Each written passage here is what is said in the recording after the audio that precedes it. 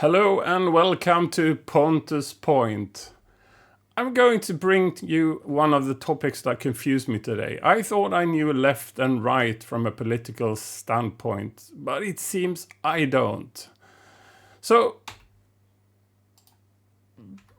back in the days, this was sort of a view of how I understood the political landscape. The left wanted high tax and big government, and the right wanted low tax and small government. So this is a picture from Political Compass.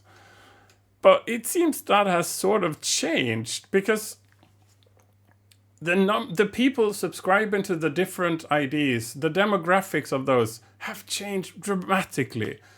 The old system was very logical. On the left, people with lower education and lower salaries living in rural areas wanted to change the system, and they were sort of subscribers of the ideologies of the left.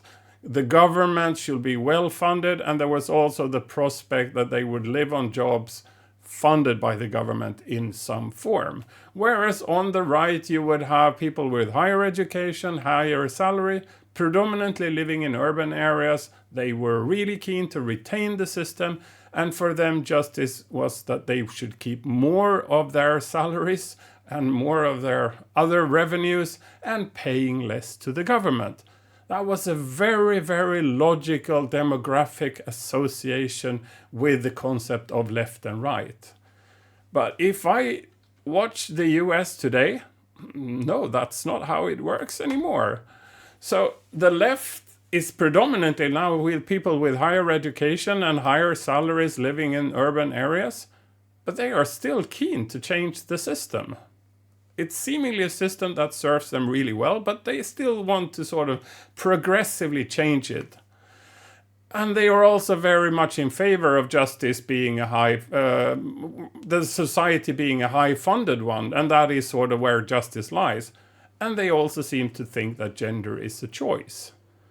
And if you look at people on the right, low education and low salaries, but also the really ultra high salaries.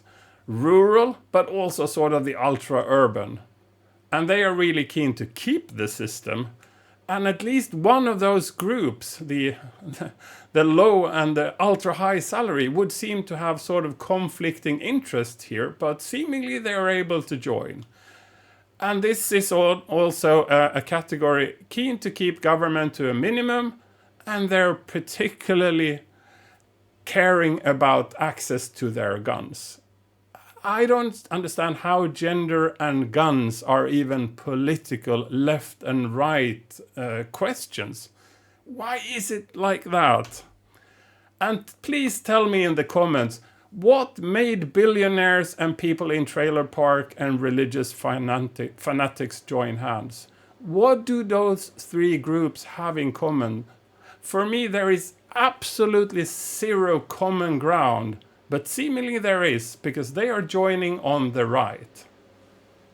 Confusing.